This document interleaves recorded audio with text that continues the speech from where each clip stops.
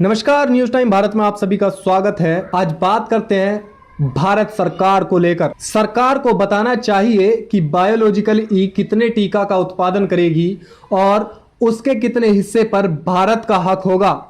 आप तक यही सूचना पहुंची कि यह स्वदेशी टीका है, जो कि असल में नहीं है। टीकाकरण के अभियान का पूरा जिम्मेदार अब भारत सरकार उठाएगी।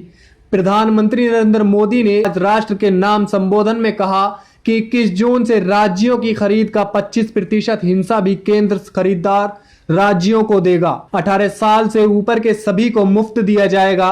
प्राइवेट अस्पतालों का 25% कोटा बरकरार रहेगा, लेकिन 150 से अधिक सर्विस चार्ज नहीं ले सकेंगे।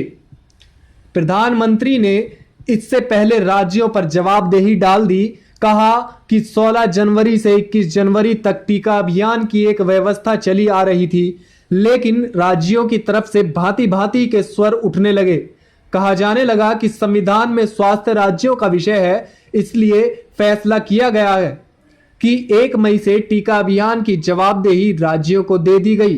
प्रधानमंत्री ने यह नहीं बताया कि केंद्र जिस टीका अभियान की रणनीति पिछले कई महीनों से बना रहा था और 16 जनवरी से चला रहा था, जब राज्यों को दिया गया तो उन्हें 11 दिन का वक्त दिया गया। 19 अप्रैल को ऐलान होता है कि राज्य टीका अभियान चलाएंगे और कहा जाता है कि 1 मई से चलाए जाएंगे। कितना कम समय दिया गया राज्यों को। यही नहीं, सुप्रीम कोर्ट में सरकार ने हलफनामा देकर कहा कि भारतीय कंपनियों से केंद्र 50% टीका खरीदेगा, राज्य और प्राइवेट अस्पताल 25% खरीदेंगे, लेकिन कोई राज्य कितने टीके खरीदेगा इसका कोटा केंद्र तय करेगा। यही नहीं, राज्यों को केंद्र से अधिक दाम पर टीका मिल रहा था। इस बात की खूब आलोचना होने लगी। अदालत में और अदालत के बाहर पूछा जाने लगा कि यह कैसी नीति है कि एक ही कंपनी से केंद्र सरकार सस्ते दाम में टीका खरीद रही है और उसी कंपनी से राज्य सरकार 2 गुने से अधिक दाम पर टीका खरीद रही है। यह नीति केंद्र ने बनाई थी, लेकिन इस बारे में प्रधानमंत्री ने कुछ नहीं कहा। राज्यों पर ही सारा दोष डाल दिया। नहीं बताया कि केंद्र ने ऐसी नीति बनाई थी कि राज्य महंगे दामों में टीका खरीदेंगे, लेकिन पैसा राज्य ही देंगे।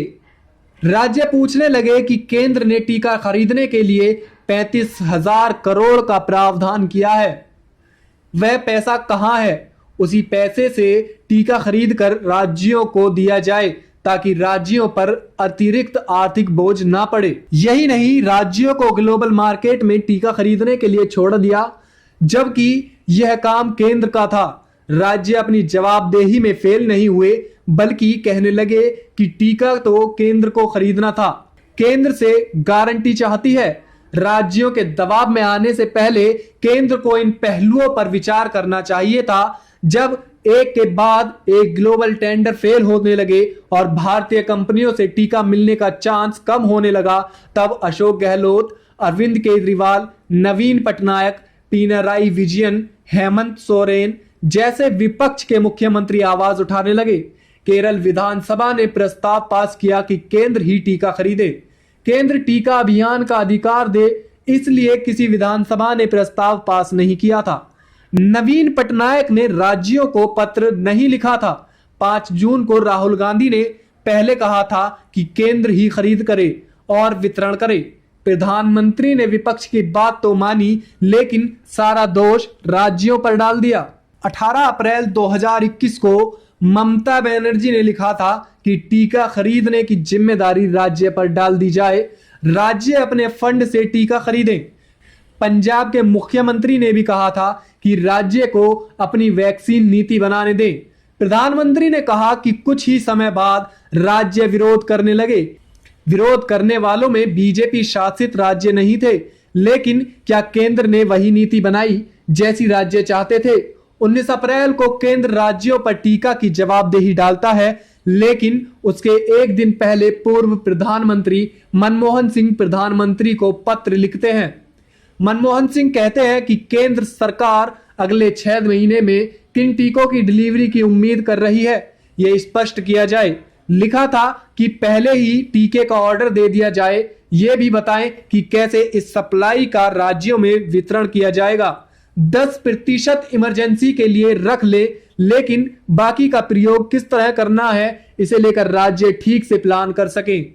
राज्यों को तय करने की आजादी हो कि किस ग्रुप में टीका पहले लगाना है। 45 से नीचे वालों में भी अगर वो किसी को टीका लगाने चाहते हैं, जैसे कोई फ्रंटलाइन वर्कर हो, तो ये आजादी उन्हें हो, ताकि ज्यादा से ज्यादा कंपनी टीका बना सके। और ये कि जिन टीकों को बाहर की विश्वसनीय संस्थाओं ने अनुमति दे दी है, उन्हें भारत में आने की अनुमति मिले। प्रधानमंत्री ने यह नहीं कहा कि 1 मई से केंद्र अपनी जवाबदेही भी पूरी नहीं कर पा रहा था।